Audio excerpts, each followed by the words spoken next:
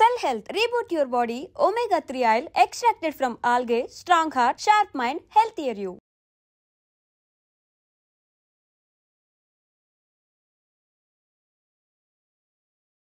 ఊపిరితిత్తుల వ్యాధుల గురించి అసలు ఊపిరితిత్తులు దెబ్బతినడానికి గల కారణాల గురించి ప్రముఖ పల్మనాలజిస్ట్ దినేష్ రెడ్డి గారు మనతో ఉన్నారు.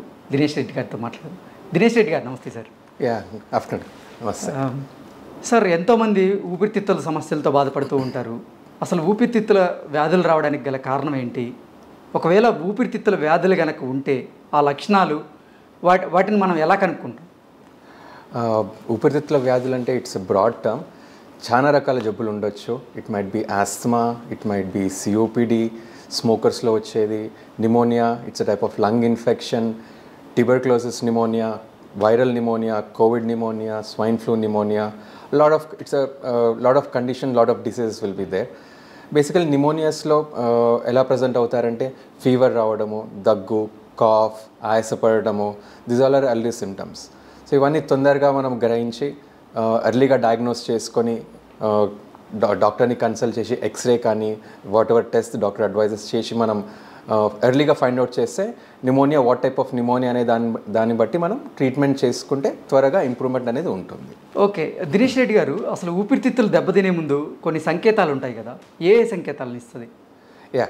అంటే ఇప్పుడు ఆస్మా ఉన్న పేషెంట్స్ ఉన్నారు. ఆస్మా వాళ్ళకి ఏంటంటే ఆయాసం ఉండడము, పిల్లి కూతల్లాగా శబ్దాలు రావడము, అలర్జీ వల్ల ఇబ్బందులు అవ్వడము, ఇవన్నీ ఓ టైప్ ఆఫ్ ఇండికేషన్.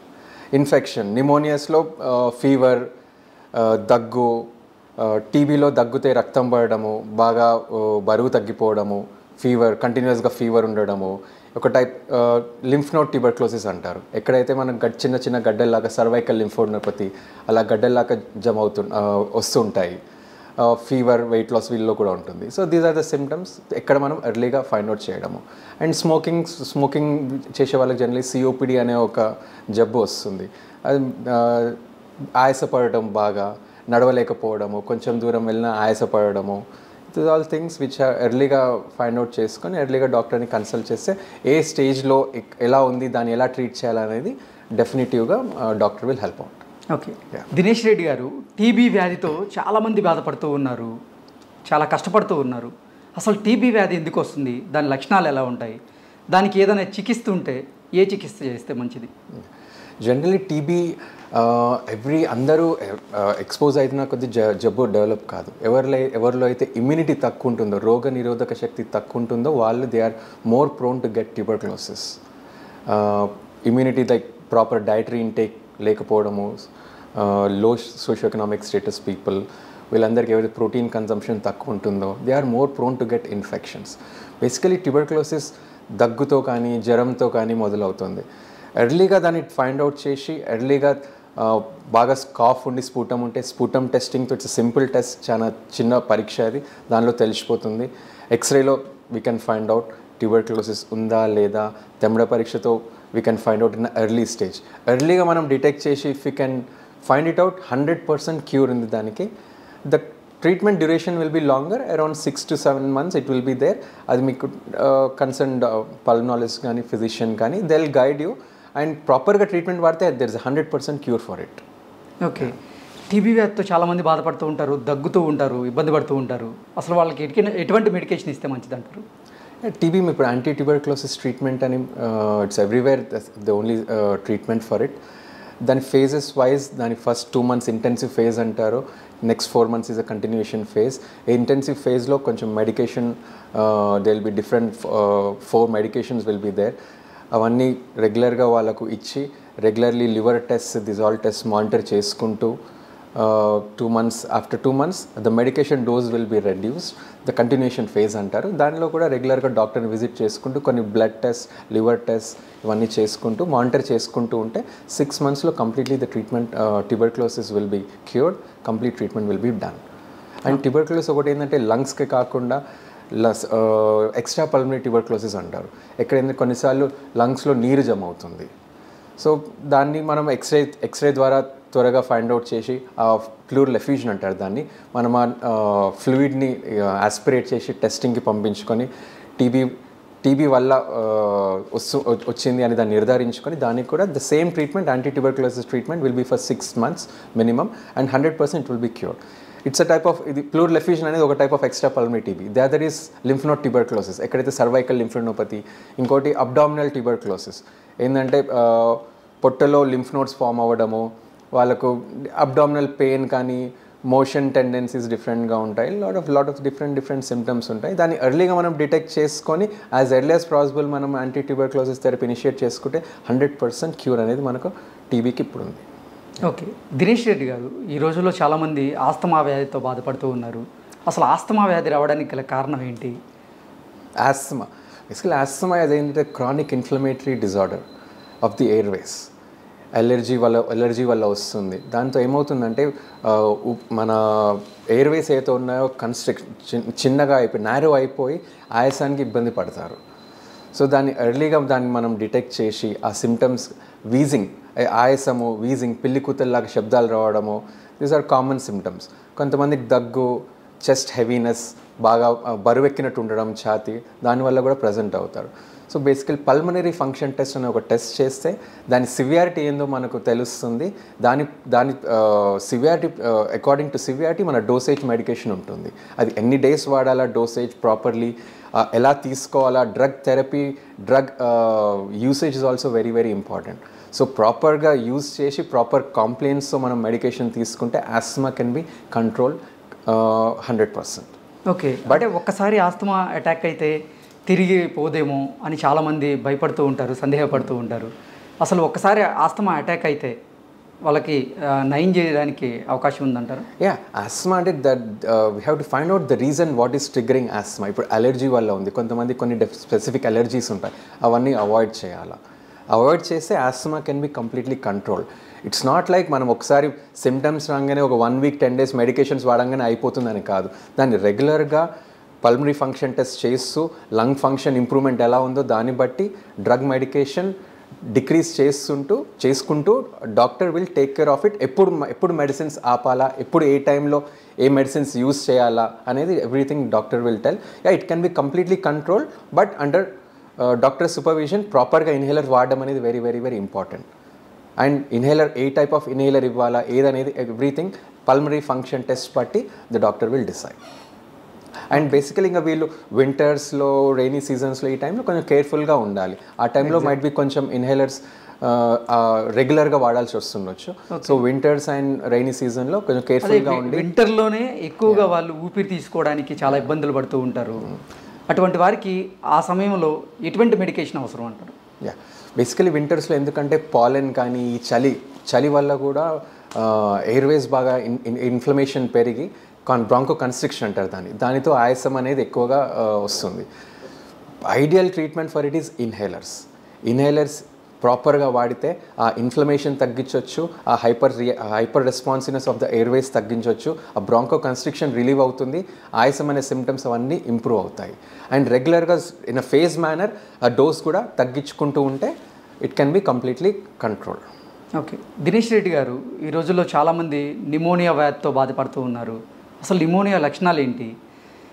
నిమోనియా ఏ పరిస్థితుల్లో ప్రాణాంతకంగా మారే అవకాశం ఉంటుంది?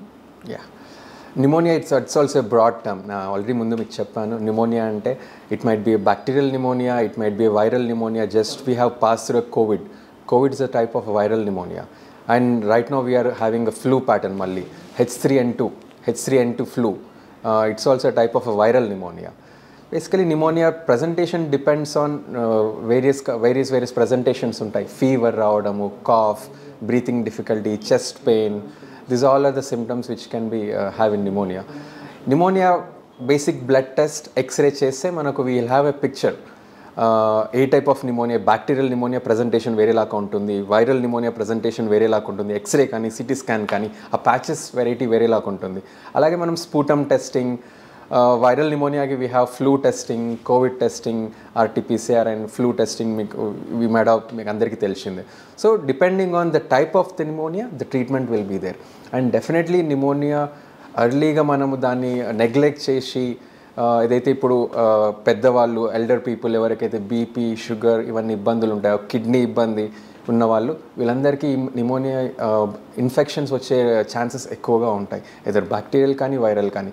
ఇలాంటి వాళ్ళు మనం ఎర్లీగా వాళ్ళకు ఈ సిమ్టమ్స్ ఉంటే డిటెక్ట్ చేసి ఎక్స్రే కానీ బ్లడ్ టెస్ట్ కానీ సిటీ స్కాన్ కానీ ఏమైనా అవసరం పడితే చేయించుకొని ఎర్లీగా మనం ట్రీట్మెంట్ ఇవ్వగలిగితే కాంప్లికేషన్స్ రాకుండా రెస్పిరేటరీ ఫెయిల్యూర్ కానీ వేరే ఇష్యూస్లో ల్యాండప్ అవ్వకుండా ఇంప్రూవ్ అవుతారు. దినేష్ రెడ్డి గారు, అసలు నిమోనియా బారిన పడకుండా ఉండాలంటే ఎటువంటి జాగ్రత్తలు తీసుకోవాల్సిన అవసరం ఉందండి? Normally we have some guidelines. ఇప్పుడు అబౌవ్ 60 పాపులేషన్కి we have pneumococcal vaccine, flu vaccine. pneumococcal vaccine every 5th yearly once ఒకసారి pneumococcal వ్యాక్సిన్ ఇవ్వచ్చు. It will prevent they are elderly people, 60+ ఉన్నారు, బీపీ ఉంది, షుగర్ ఉంది, కిడ్నీ పేషెంట్స్ ఉన్నారు, cancer patients ఉన్నారు, వీళ్ళందరికీ వ్యాక్సినేషన్స్ ఇస్తే might be infections they prevent these all infections to come. Pneumococcal vaccine ఉంది, we have flu vaccine, flu shot, and మీకు అందరికీ తెలుసు కోవిడ్కి కూడా we have this vaccine. So ఇవన్నీ వ్యాక్సినేషన్ తీసుకుంటే they will prevent the disease, severe form of the disease, and more of the time infection వచ్చే chances కూడా తక్కువగా ఉంటాయి. దినేష్ రెడ్డి గారు, ఈ మధ్యకాలంలో ప్రతి ఒక్కరూ ఏదో ఒక వ్యాధితో బాధపడుతూ ఉన్నారు. ఆ బాధపడుతూ వాటి కోసం కొన్ని మెడికేషన్స్ తీసుకుంటూ ఉన్నారు. వాళ్ళలో చాలా సందేహాలు ఉన్నాయి. ఏంటంటే, నేను మెడికేషన్ తీసుకోవడం వల్ల ఆ మెడిసిన్కి నేను అడిక్ట్ అయిపోతానేమో అనే సందేహాలు ఉన్నాయన్నమాట. సో ఆ మెడికేషన్ తీసుకోవడం వల్ల నిజంగా ఆ మెడిసిన్కి వాళ్ళు ఎడిక్ట్ అయ్యే అవకాశాలు ఉంటాయా? చాలా రెగ్యులర్గా కామన్గా పేషెంట్స్ అడిగే క్వశ్చన్ ఇది. సార్, మీరు ఆస్తమాన్ మెడికేషన్ ఇస్తున్నారు, మేము అడిక్ట్ అయిపోతామా మెడిసిన్కి అని.